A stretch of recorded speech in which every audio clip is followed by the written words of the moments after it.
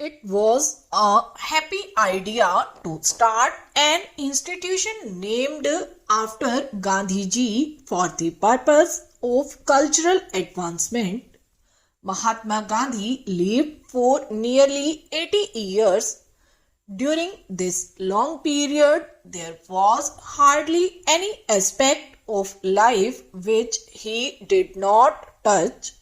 Those of us who had the opportunity of living when he lived and worked have been really very fortunate. Generations yet unborn will recall with wonder and admiration how millions of us could see him walking this land, talking to people, and actually working with his hands.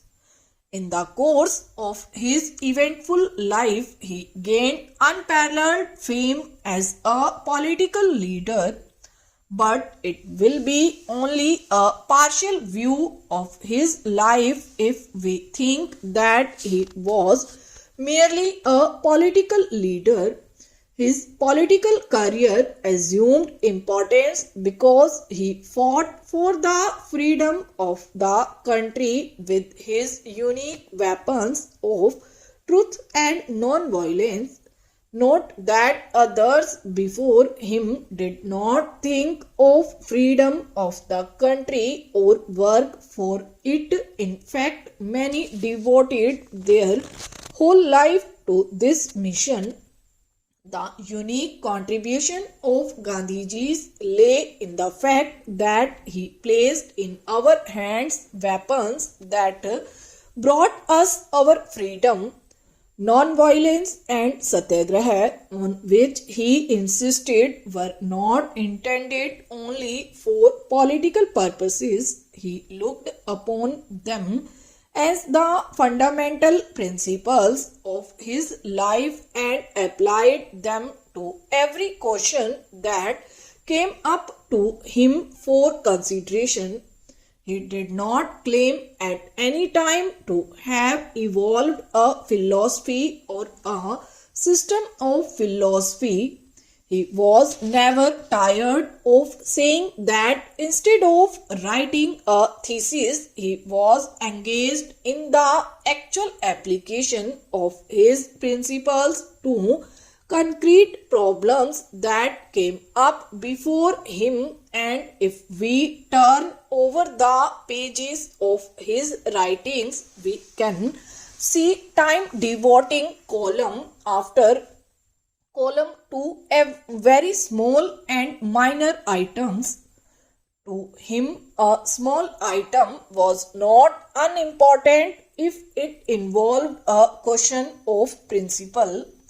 He was so cautious about the application of his principles that he evolved a whole series of propositions which applied to the life of man.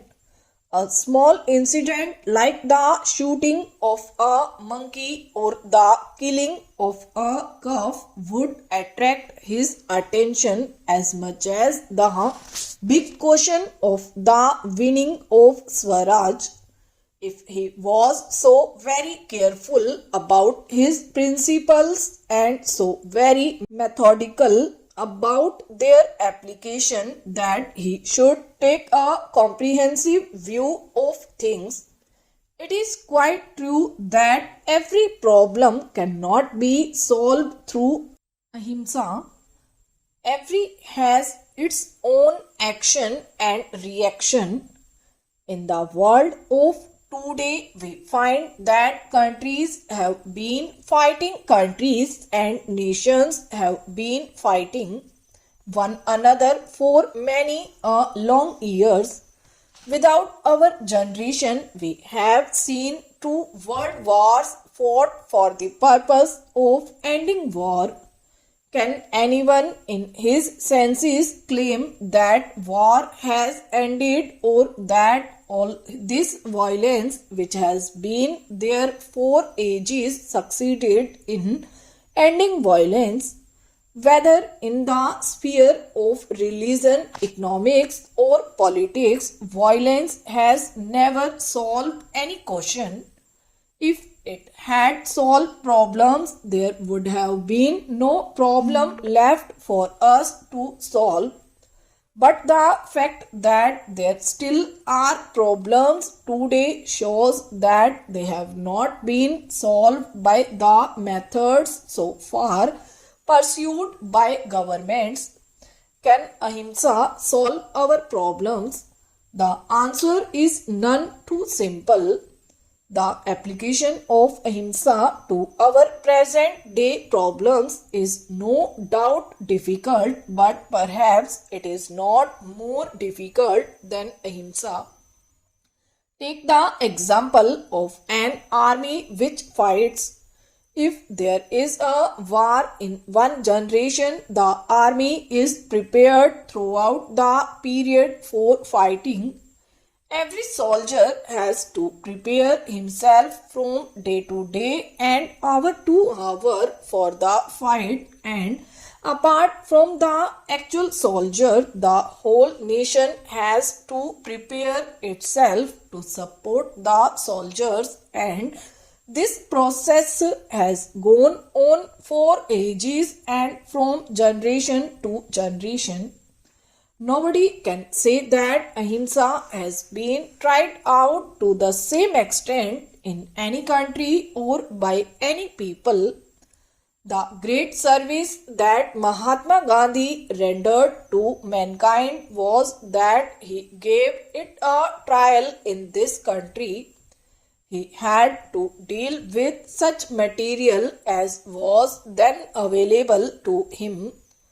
I cannot claim that we were very good material, yet even with this indifferent material, he was able to achieve his objective. It should not require much effort to imagine that if it is tried on a bigger scale, we can achieve other nobler objectives also. It is a fact that the world today is beginning to turn towards Gandhiji. With the atom bomb and the hydrogen bomb, they have practically come to the end of the tether as far as the other method is concerned. Thoughtful and far-seeing people have recognized that they are on the lookout for an alternative, and naturally their thought turns to Mahatma Gandhi's method. But unfortunately, there is so far no complete understanding of that method. It will not be right to think that other people are unable to understand Gandhiji. This is not correct.